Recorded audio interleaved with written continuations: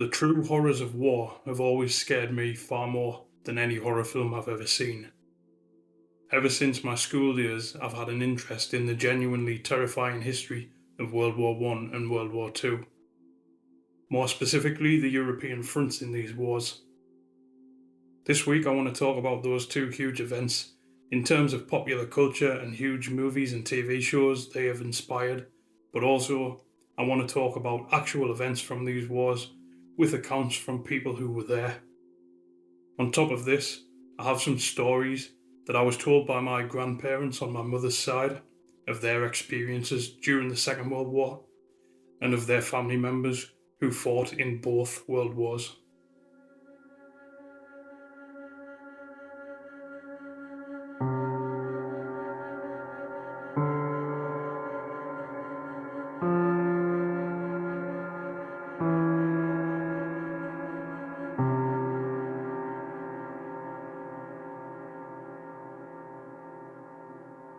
Hello, everybody, and welcome back for episode 8 of Graham's Haunted Life. As you can see, this week we're going to talk about the true horrors of war. Now, firstly, I've got a short little list of films and TV shows based on both of these wars that I really enjoyed, and I'm just going to speak about them briefly. They are films and shows that I believe capture the fear and the absolute terror of war.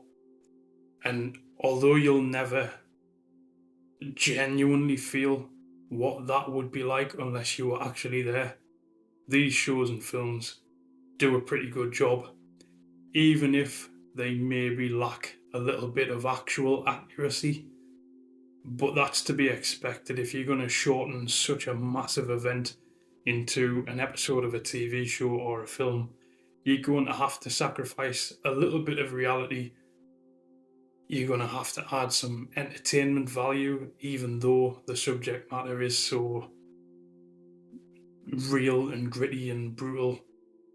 But yeah, this is a little list of films and TV shows that I feel really get that dread across.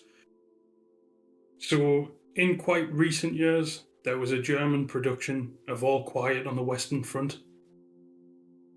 It appeared on Netflix, I think it was in 2020 in the UK, and it's sort of, it's a classic story. It was a book, and then there have been a few film adaptations of it. This film, I feel, really got the absolute terror across. And it was such a tense watch from the German perspective, of course, in the closing months, days, and hours of World War One. And I remember watching it when it first became available on Netflix, and I really enjoyed it. I feel like they did show you a pretty accurate representation of how life in the trenches would have been. The guys being depicted do not look to be in good health. They do not look to be in good spirits. They do not seem to feel very heroic. They are just in a terrible situation. And the saddest part of it is coming to an end, and people continue to die right up until the last moment. And I feel like that version of All Quiet on the Western Front really gets that across. Now, there was a film in 2014 called Fury, which starred the likes of Brad Pitt and what is the guy called now? Shia LaBeouf, and a few others. And that's another film that I feel the ending they created the most tense end sequence to a war film ever. Set during World War II, follows an American tank crew fighting deep into Germany in, again, the closing sort of months of that war, this time World War II.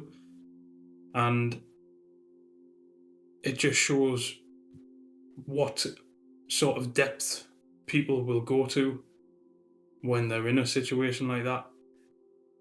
You would naturally see the Allied forces as heroes in World War II fighting Nazi Germany, but they don't always behave like heroes along the way, and it's hard to sort of blame them for that.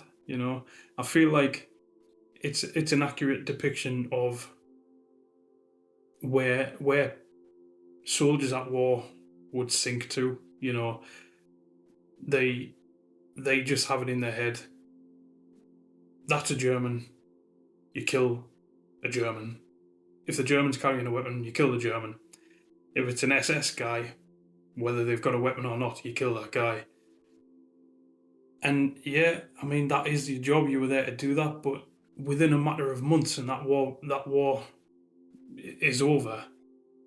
One of those German guys you might have been shooting at may just be someone you would enjoy to have a beer with and go fishing with or go shooting with.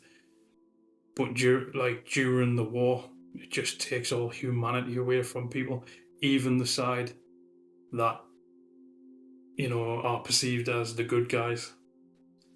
But I feel like it's a great film, and it really, really does have the most tense ending to a film ever. Now, another classic film that I really enjoyed. I was 11 when it came out, Saving Private Ryan. So I didn't get to see it at the cinema, but I remember getting a copy of it on VHS as soon as I possibly could. And I absolutely loved that film. That opening sequence that depicts D-Day it was terrifying to me as a kid. I mean, it was both exciting and horrific. There was so much blood. You're seeing the waves lapping the shore, and the waves have been turned red with the blood of Allied soldiers. Horrific, but kind of gets across just how terrible it would have been to have approached one of those beaches, and the front of your landing craft lowers, and you're expected to get out there and head up that beach into machine gun fire and mortar fire. Absolutely terrifying. And then, of course, the rest of the film is a kind of a rescue mission type of thing. And I'm not sure if there's too much historical accuracy in that, but it's an enjoyable film, and I really liked it. It's kind of a standout film from my youth. And of the similar era, there's a TV show called Band of Brothers, and that's one of my favourite TV shows of all time.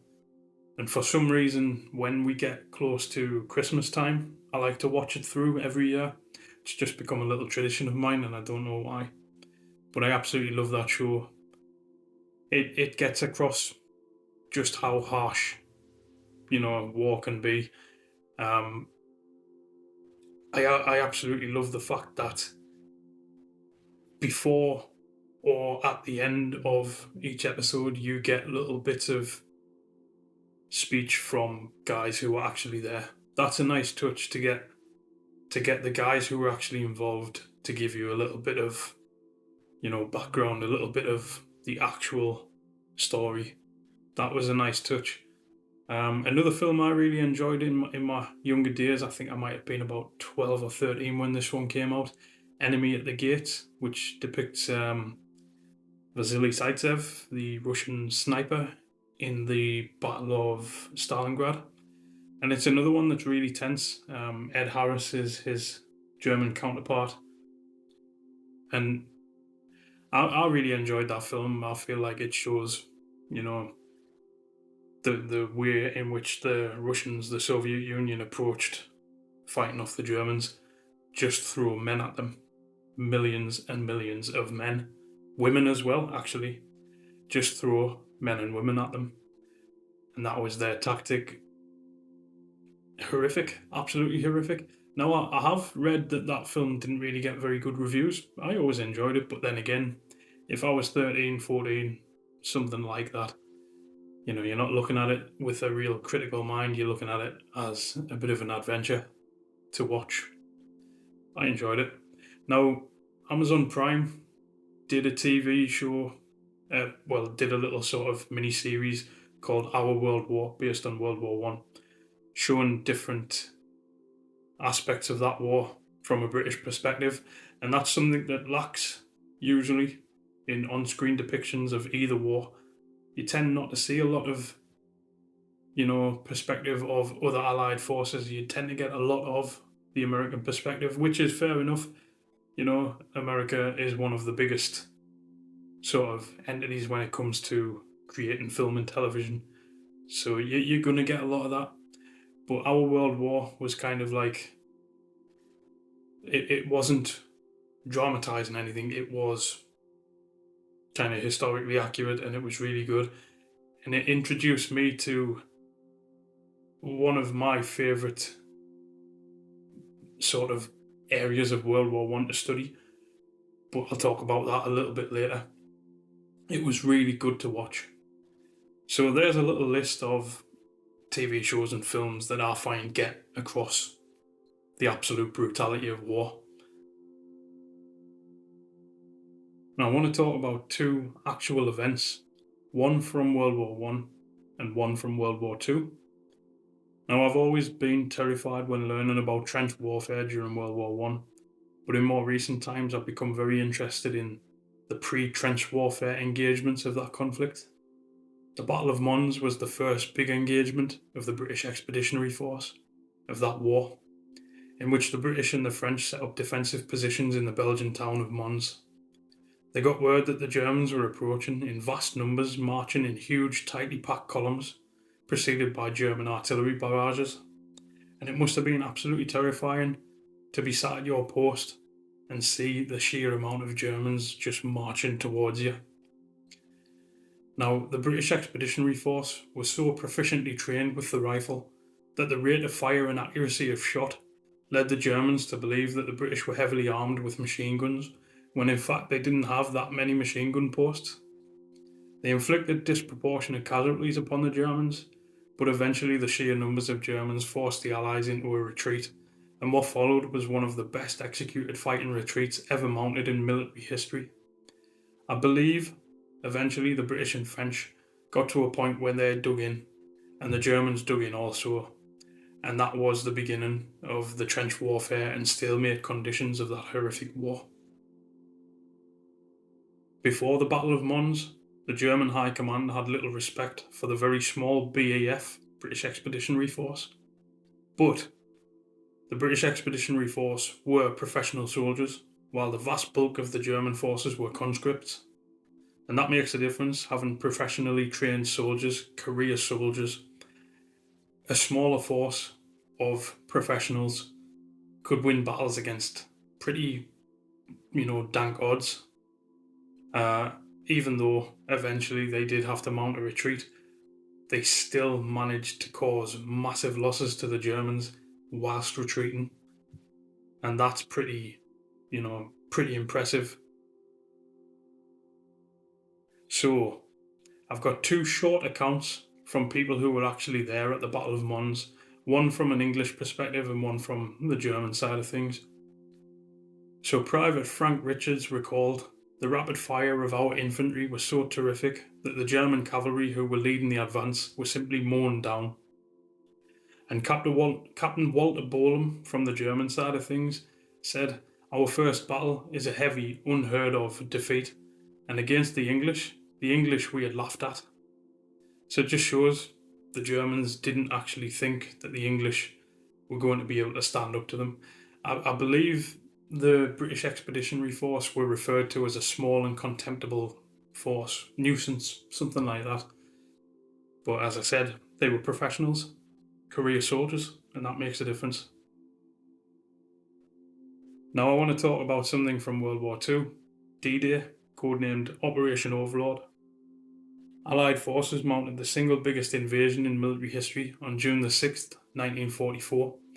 Masses of troops stormed the beaches of Normandy, preceded by paratroopers dropped inland the night before, air support and naval barrages. It's hard to imagine what both sides must have felt as the invading forces approached the beaches in their landing craft. We see this day represented on screen often from a very American perspective, and we don't tend to see the British or other allies represented in big screen representations of this day. So I want to read some accounts from British soldiers who landed in Normandy or supported the soldiers from the air or the sea on that particular day. Now, Frederick Wright of the Royal Navy said, "The big battleships have opened up a heavy bombardment. The air is absolutely full of planes. I've just been up on our gun turret. A fine view from there. Our lads are singing 'You Are My Sunshine' and full of good spirits. What a wonderful sight. Clear visibility. Still, the big battleships are banging away like hell. All I can hear is bang, crash, bang, crash. We are all amazed. Cannot realise the truth. Not one German plane to be seen." Now, an anonymous private from the East Yorkshire Regiment said, "It was like a bloody skittle alley. The lads were being bowled over left, right, and centre. I thought to myself, you'll be a lucky bugger if you make it up there. Christ, it were bad." Alfred Leonard of the Merchant Navy said, "There were dismembered personnel in the water, which was upsetting. From a young man's point of view, up until then, D-Day had been exciting. With all of the guns going off, everything on the move, nobody getting killed, it was pure excitement. But when you see dead chaps in the water, you think, crikey, what the hell is all this about?"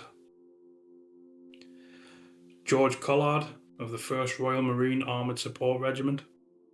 "A number of wounded and dead were on the beach, including some killed where our own tanks had run over them.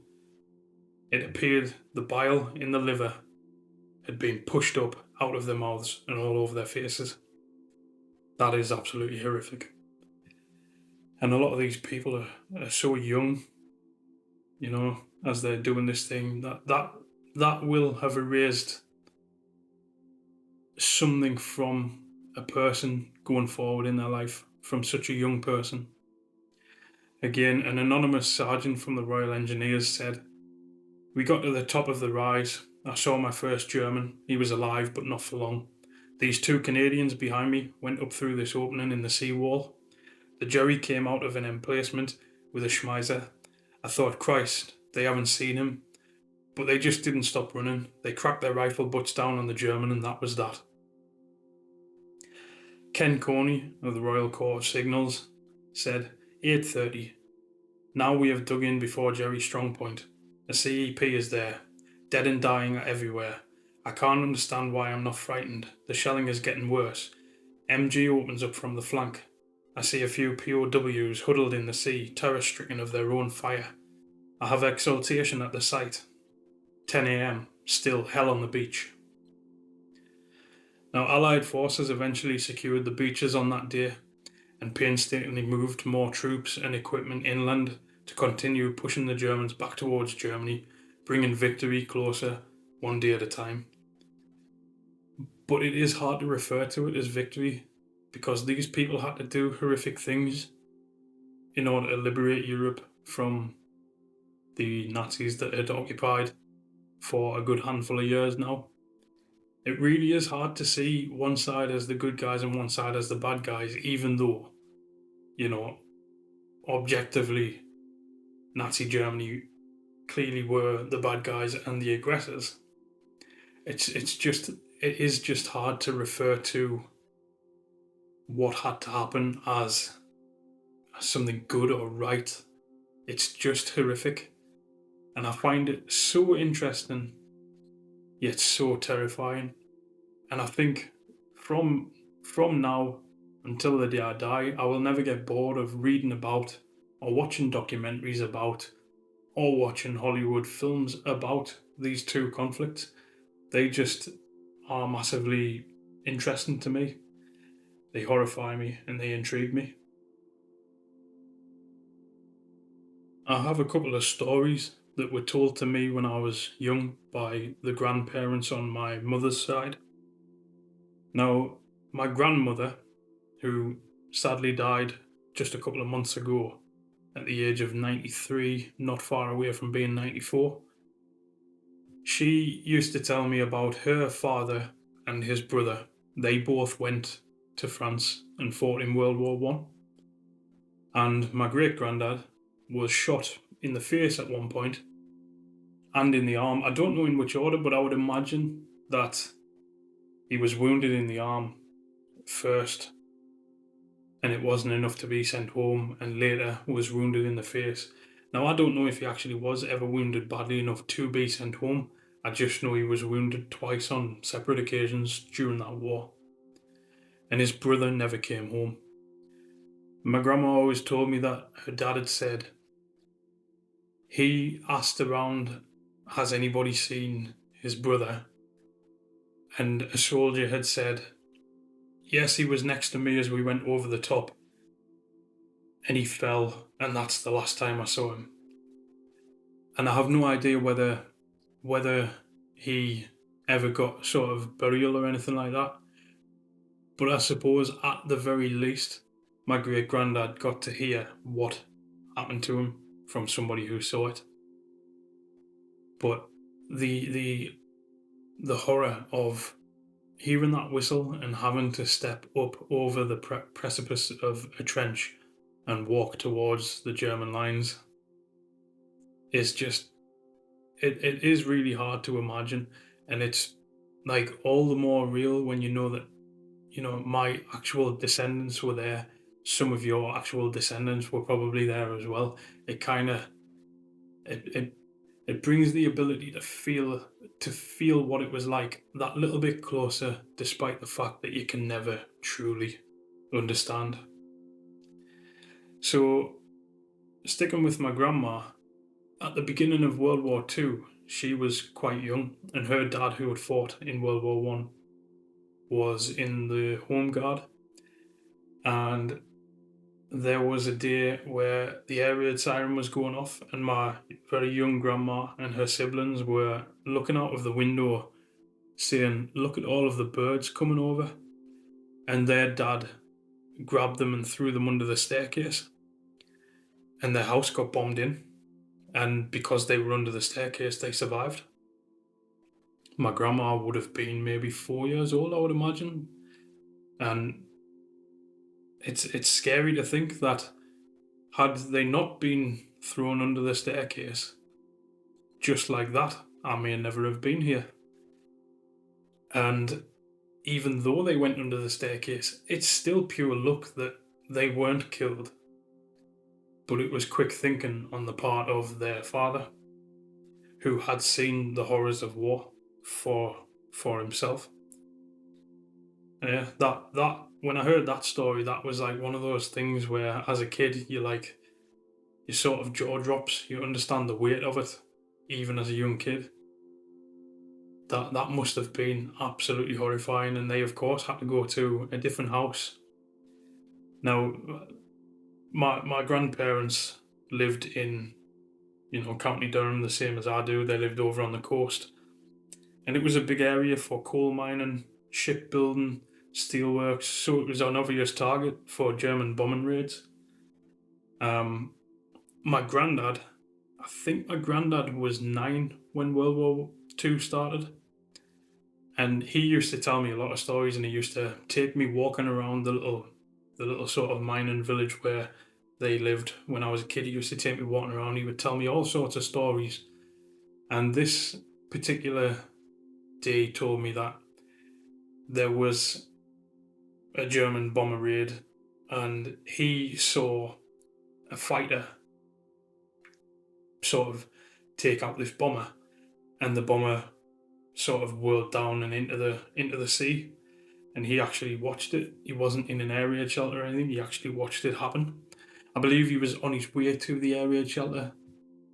But yeah, I remember when he told me that story, and the beaches in that area had little pillboxes and stuff. So he used to take me for walks and see all of these pillboxes that were there for kind of, defense in case of invasion, or, you had gun post for anti-aircraft fire and all of that stuff. But sort of for a 9-year-old boy, a roughly 9-year-old boy, to see an aeroplane shot down out of the sky and crash into the sea, and there clearly wasn't any survivor. That must be simultaneously kind of exciting and terrifying. I can't imagine sort of hearing in real life, hearing the sound of a fighter, firing at another plane. It must be so terrifying. especially for a 9-year-old boy. Now, I don't have any stories of my granddad's relatives being at war. He never told me if they were, he never told me. But my grandma did. And one of her other relatives, and I'm struggling to remember who it was that she told me was evacuated from Dunkirk. Yesterday, I saw my mother for her birthday, and I asked if she remembered who that might be, and she couldn't either. I just know that my grandma had a relation who was evacuated from the beach at Dunkirk, which must have been another horrifying experience, just stood out in the open on those beaches, waiting to be put on board a ship, and all the while being picked off and strafed by German fighter planes, and it just must have been absolutely horrific. And I believe that same person also later fought in Africa. It may be a different relative that fought in Africa, but I'm imagining it's the same person. If Dunkirk was a very early event in World War II for British soldiers, that same person could have been then deployed to fight in Africa, which obviously took place before the Allied forces invaded Europe. So there we have a few stories of actual descendants of mine that did witness the absolute horror of World War One and World War Two. It just brings it a little bit closer to your mind being able to understand how it may have felt to be there. But as I've said a couple of times, you never truly can unless you actually were there. Now, all of that was quite heavy, and this next little segment is also going to be heavy, but in a bit of a different way. We're going to talk about the record of the week, and this week, rather fittingly, I've picked out Warmaster by Bolt Thrower. Bolt Thrower are a UK death metal band that have been around since the second half of the 1980s, and Warmaster is their second full-length album, and probably one of my favourites of theirs. The intro track, with its little droning intro leading into Unleashed Upon Mankind, is one of my favourite moments of death metal all together. It's absolutely brutal, and it's kind of like, you'll have those songs that you kind of sing to yourself as you go on. I do that with kind of like, with some really heavy stuff. And Unleashed Upon Mankind by Bolt Thrower is a song I quietly sing to myself. I kind of, under my breath, do little grunted vocals, and I'll sing that little song to myself.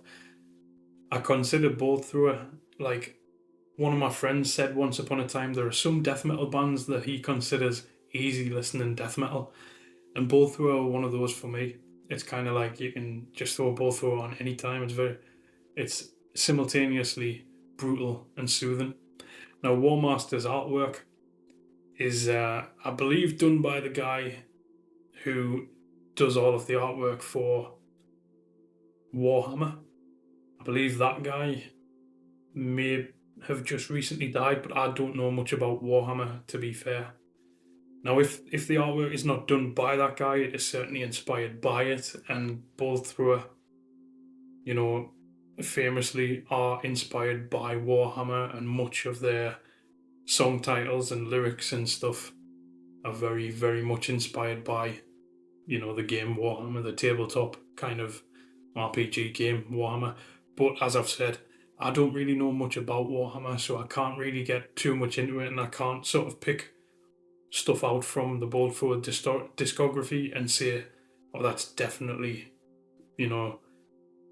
inspired by Warhammer. I do know that the name Bolt Thrower is inspired by Warhammer, because that is an actual piece of machinery within, the legend, within the lore of Warhammer. So, yeah, Warmaster by Bolt Thrower, absolutely beautiful. Unleashed Upon Mankind, as I said, is probably my favourite track. I really love the track Cenotaph, the title track, Warmaster, brilliant. What Dwells Within is another fantastic track on this album. So if you've never heard Bolt Thrower at all, War Master's a good album to start with, but I don't really think that there's a bad album, to be fair.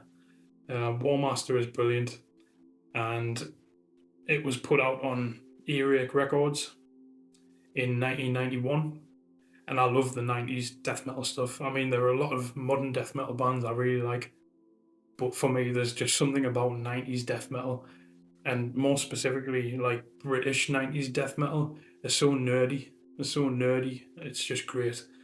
So that's this week's record of the week, War Master by Bull Thrower. So I've got to say thanks for listening. Thanks for listening to last week's episode. I gained another couple of subscribers since.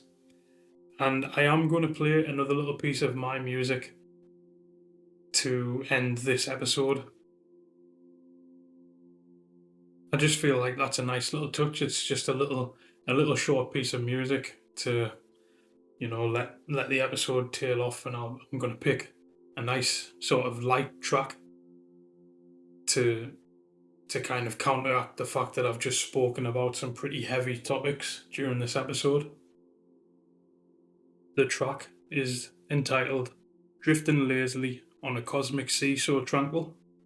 So without further ado, let's play that, and I'll see you back here next Monday at 8 PM.